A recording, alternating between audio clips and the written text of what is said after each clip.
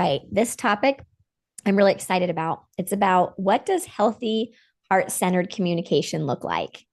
I feel like a lot of us have not had the best examples or experience being raised in homes that had good, healthy communication. And so a lot of us are trying to learn that and figure that out. I know that's my experience is I'm practicing and trying to figure out something without ever experience it, feeling it, seeing it, knowing what that healthy communication looks like. So this one I'm excited to dive in with. Welcome to our channel. I'm Rain with over 20 years of experience as an NLP practitioner, light worker, and channeler through divine inspiration. Here to help you connect with your true self.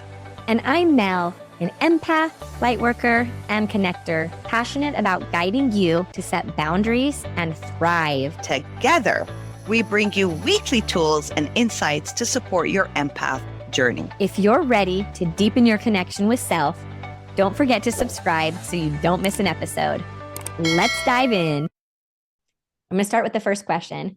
What does heart-centered communication look like in everyday conversations?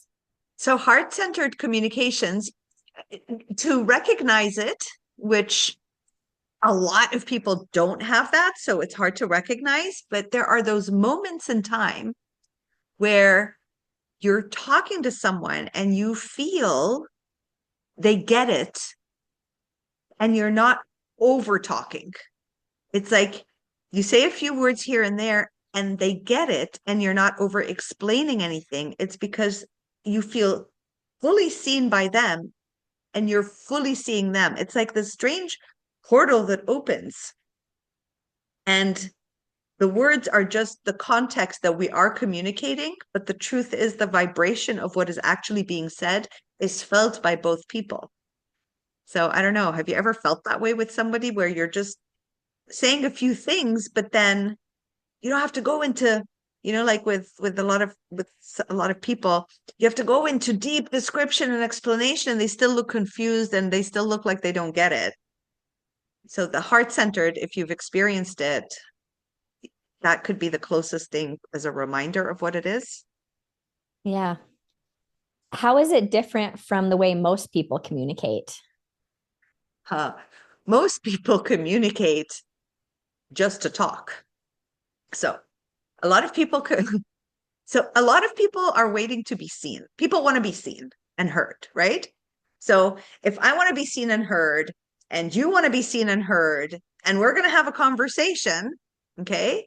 We're going to be in a challenging situation because I'm like, can't wait for her to be quiet so I can do what I need to say. And the other one's thinking, oh, wait, I have the answer to that thing she's saying. And I want to share my story. So it's not a heart-centered. There's nobody seeing anybody, basically. It's just two blind people sitting and talking, and not listening to the other person. And everyone's so busy in their heads that each one's like trying to plunge in and being like, wait, what do I have to say? Me. So that's most people, right? That's the communication styles they have with one another. So if we notice we have this pattern, which I feel like many of us do, and I can see myself, sometimes I fall in that too. I feel like I've gotten a lot better. I feel like it was more extreme before, but as I've done like more inner work, I've shifted where I'm not doing that as much, but sometimes I still notice like maybe I'm like, oh, I kind of repeated that, or like just I needed like short and sweet and to the point. So what do we do when we notice that? Why are we getting in that cycles, and how do we get out of that cycle so we naturally don't just go back into that program? What helps a lot is once we have I love that question, Mel. Once we have a more coherent communicate, what happens is, okay, there's just a lot. Okay. One at a time, please. Okay. So what happens is when we don't feel seen or heard, when we get an iota of an opportunity for someone to hear us or see us, it becomes like a verbal diarrhea mayhap, right? It's just like, blah, blah, blah. It's like, finally, window of opportunity. Now, that's what basically happens. And then when you start to go into self-reflection and you start to communicate and journal a lot more and talk to self a lot more and talk to divinity a lot more, because there is a communication and there's another connection happening, the verbal diarrhea is unnecessary because all of a sudden you're more seen with you and you're more heard with you, and you feel that something larger than you is with you. So there's a different dialogue. So it's not like a person that has been trapped in jail who's finally gone out and they'll go like crazy shopping, right? They don't need that anymore because they have a friend. They've made friends with their inner self, right? They've made friends with the pockets of energies inside. They're not waiting for that one person window of opportunity. This happens a lot with unconscious people. A lot of empaths do this, right? But the dialogue, verbal diarrhea, is done when you're might be in a relationship with a toxic partner, a partner that isn't consciously aware, the relationship because they don't ever see or hear. So it's like finally they're like, okay, you've got 3 seconds to sit and share with me where I can kind of give you my attention. And that's when the verbal diarrhea happens. And that's why a lot of people in narcissistic relationships end up repeating themselves like 3 million times because they don't know when that door is going to be shut, and they're going to have to like deal with themselves and come up with a million scenarios, right, of what to talk. So it's a slippery slide, but to know is when you are in communication with yourself and divinity, it feels more taxing to have these verbal diarrhea conversations. It's efforting, it's exhausting, because you feel you get you so much quicker, and divinity gets you so much quicker. And so you start to really decipher who I really want to exert that much energy towards anymore. Make sense? Yeah. Well, and I was just thinking, do you feel like people that have done a lot of work and are more connected to themselves typically do, they're maybe quieter or they talk or share less? But then there's also people that share less that are just those quiet people that just don't talk a lot. I don't know. Is there something where they're more secure with themselves so they don't need to? They genuinely are curious about other people because they're like, I know everything about my life, and they genuinely just want to ask other people questions, or are they still wanting this good? I don't know. I'm just trying to see when you're in a healthy Are you space talking what it about the looks like. shy people or the shy people, or the people who've done the work, so therefore they're quieter? Yeah, like is it healthy, or like it's like how do you know when you're on the right track? Is it like when you're feeling like, you know what, I don't feel like this pull where I have to share anything. I don't need to. I can just validate others and just share a golden nugget here and there. Like are they more quieter when you've done the inner work because they're not, they connect with themselves. They don't need to hear it and get the validation from someone else. It feels more peaceful inside. Like there's like no need, like there's no need to be like um to constantly express who you are, you know, who you are and what you do all the time, because that is the energy of like, I'm not seen, see me, hear me, right? The other way is more of like the shyer people. That's a whole other paradigm. They're trying to be extroverts and they're introverts, but they're actually, you know, so much more, and they're magical beings because they are just observers of the environment, and they're too shy to speak up, and they're judging themselves all day while they're sitting like, I should speak up now, I can't. I had so many clients like that, and I just was like, you are the creme de la creme of all society. If only you could see how magnificent you are, that you just sit there and observe and choose who to speak and then when not to. All evening you may not choose to speak, right? But then there's the insecurity in there that's badgering them. But people who've gone internally, who are truly like done with doing the whole jumping through hoops to please everybody or get people to notice them, it's not that interesting to share about their day and their life and their thoughts 24 hours a day, because they're sharing it with themselves. There's no need for what is it called? It's like not confirmation. There's no need to be validated anymore, because there is a validation inside, you know, kind of thing. I don't know. Yeah. Is that Okay. No, making I it love that. clear? Okay. Yes. So, how can we stay present and truly listen without letting our own emotions, judgments, and past experiences take over?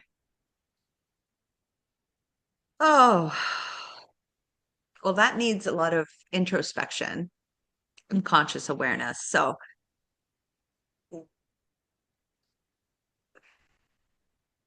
it really depends on the situation and the people. It's like I keep getting images of like, okay, if you're a mom with your kids, if you're married or if you're divorced or if you're with your friends, or like I'm getting all these different pockets. So what I'm understanding is it really depends on who you're interacting with, that you can stay present and actually listen. So there are people. Okay, I have to talk about the kids first. Okay, so with children, children will trigger you. Okay, so being present and truly listening is actually an evolution of you. If you're consciously aware, you're going to notice, oh my God, I lost my marbles today completely. And instead of being like, that kid is unbelievable, be like, what the hell triggered in me? Right? This kid is magical. They triggered this thing inside that I didn't even know existed. Let's see what's inside. Let me go and check out what's going on. So with kids, basically, so I'll give you a story. My younger daughter, Kyla, is a very patient child, right? So every time we want to go out or we wanted to, be like, and I'm very hyper. I'm very patient in certain things, but I'm pretty hyper. So I'm like, okay, and spontaneous. We're going out now. Boom, let's go. And Kyla's like, Mommy, wait. And like she'll put her shoes on in 500 years and then she'll forget something. And then I don't know what she'll be like, I forgot to clean my tooth. And it's hell. So I would sit at the door and just start to hyperventilate and panic as time is like, it's been 10 minutes, 15 minutes, 20 minutes. I'm like, I like to be spontaneous. You're killing me. In time, I realized that this angelic being, okay, is teaching me how to go with the flow, right? Where I'm not going to miss out on anything, right? It's my emergency state. So with children, when you're triggered, that is when you can be most present with yourself, okay? And to truly listen is so different listening with kids when they trigger you. When you truly listen, now you're not listening to what the kid is saying, you're listening to your reaction to what the kid is doing. Okay, so that's what true listening is. So that's if you have a kid or children, you're around children, if you're even a teacher, if you're a teacher, goodness God. Okay, so that's one way to deal with it, right? Can you imagine how many kids are triggering you? You're just like an explosion of, my daughter tells me her teacher cries so often in class. She just breaks down. That would be me, which is why I'm not a teacher. I'm trying to handle two kids and work through those emotions. I'm like, too much, too much. Oh, the saints of this world. Okay. Now, there's another pocket that's showing up is just adults. Okay. So, and adults, let's say relationship. And you're trying to do the whole present. I'm truly going to listen, right?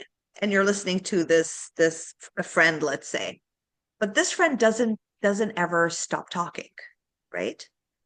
So it's really hard to maintain presence and truly listening, because in reality, this person needs to be seen and heard, and they can't even hear themselves. They have one story hooked to the next, to the next, to the next, to the next. They don't breathe. There's no breathing space between their words and their sentences that you can just dive in and be like, I gotta pee. You can't. There's no space. So you're locked in. Of course, you're not present and you truly don't listen, right? So in that format, there's no judgment upon yourself. You can't judge them. And I don't even know what to tell you to do. Maybe you can cough or pretend your knee hurt, or like ask somebody to call you, like privately send a message and be like, my phone ring, like find a way out. Okay. So these people you don't have to necessarily be present to. You just have to take care of yourself and well-being, because it's a suckage of energy. Who you truly want to be present to and truly listen to without judgment or your past experiences coming and taking you over is you. This is okay, this is the gist of it. So when you're in conversation with someone and you get triggered or a past experience appears, when the past experience appears, and it will always appear, okay, you'll be like, oh, I went through that too. I have a story to share right now. I have my experience. We're doing the thing. What you're going to do is you're going to be like, why did that story appear for me? Why did it appear?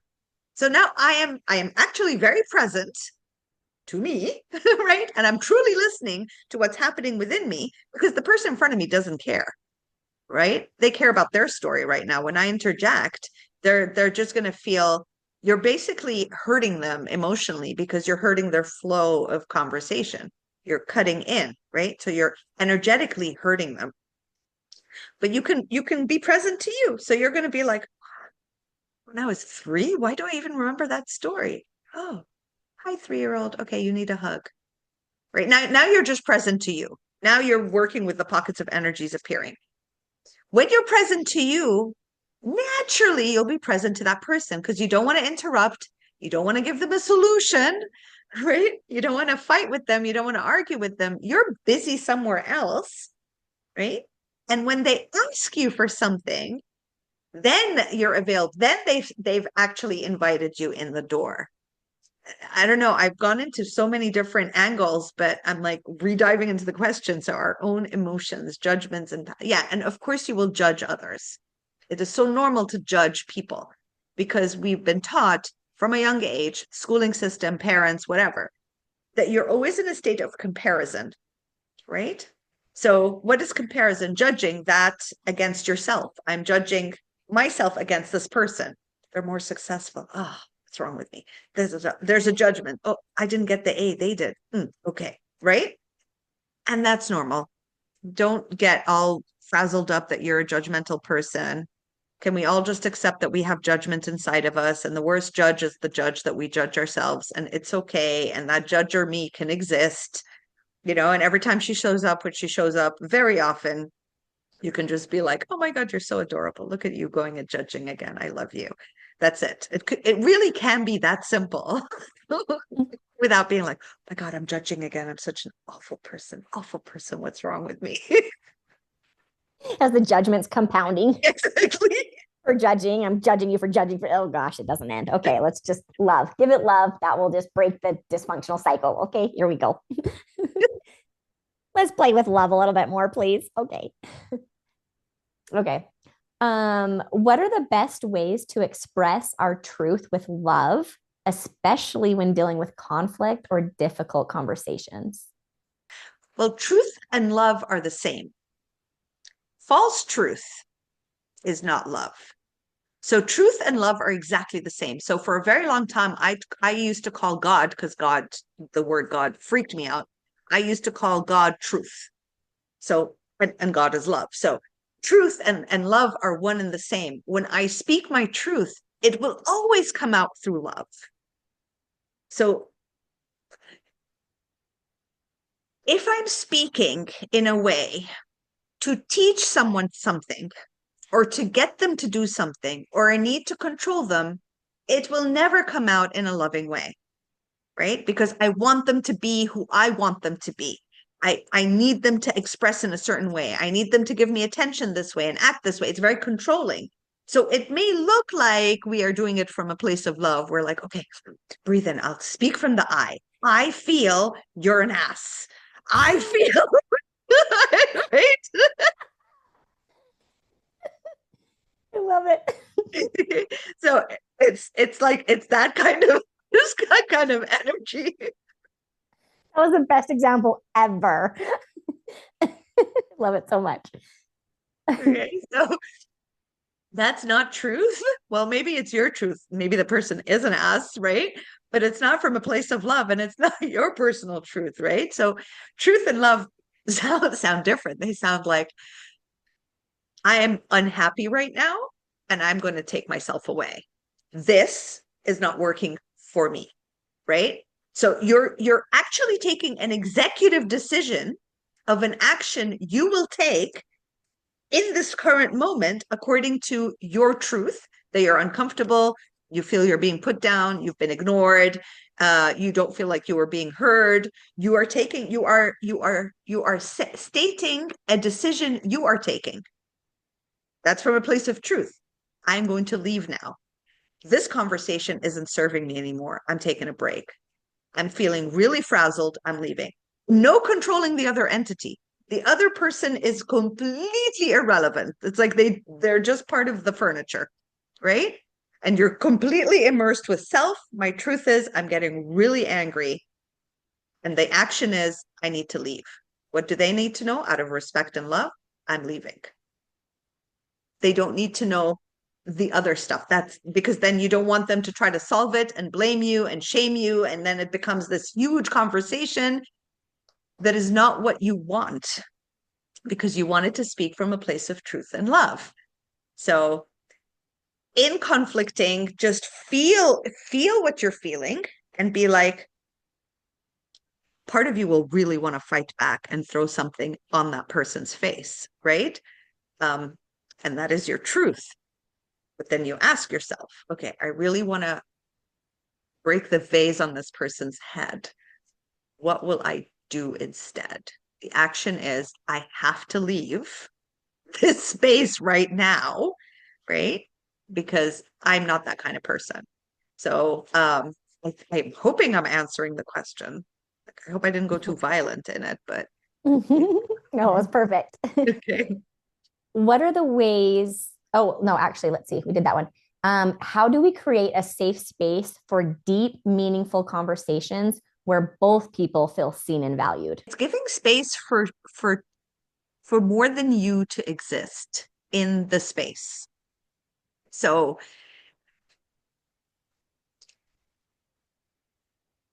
to remember when you are sharing something that you want to share,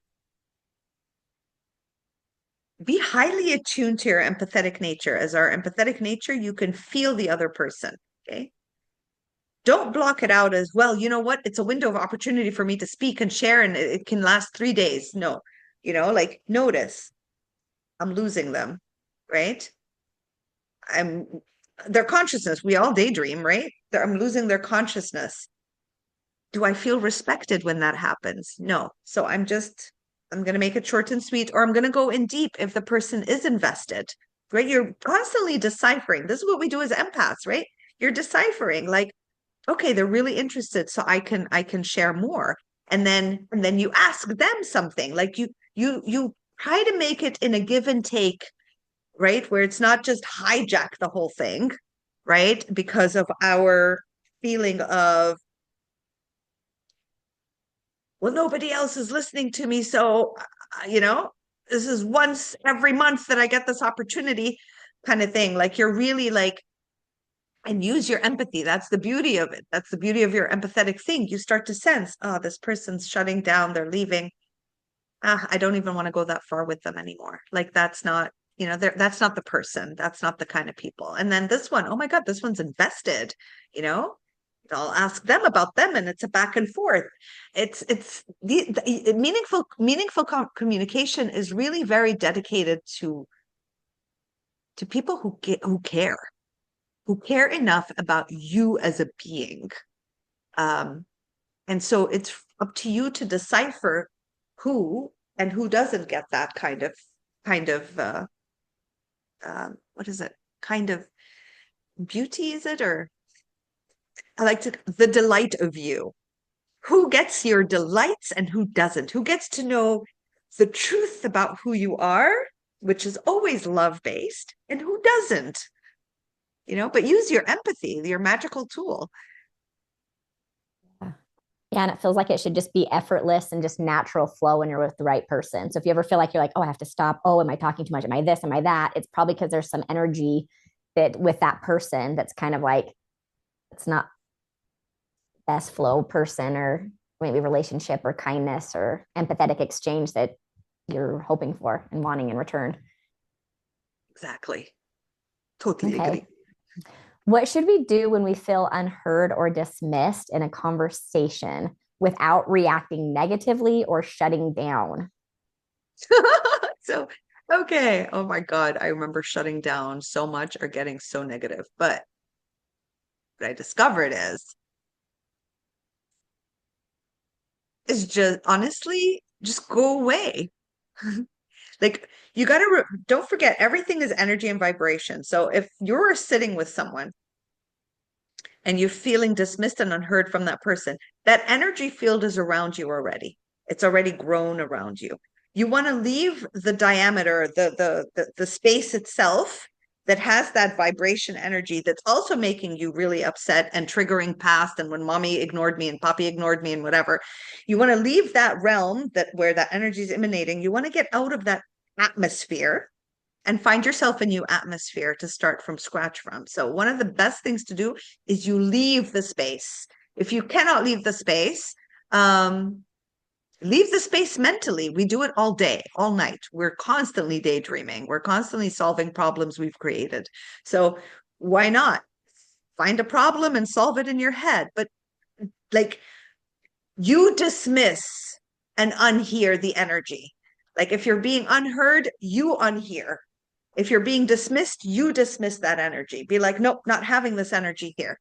Like you're the one, that's when you start to take control, right? And you're not reacting negatively. You're like, oh, I'm dismissing this because I'm losing me, right? Mhm. You're dismissing it because you're losing you, right? And you is so important. You've done so much work to be where you're at now, you know, being in this container of energy is harmful. Just think of it as like this is harmful for my being. I worked like 10 years to get to where I am today.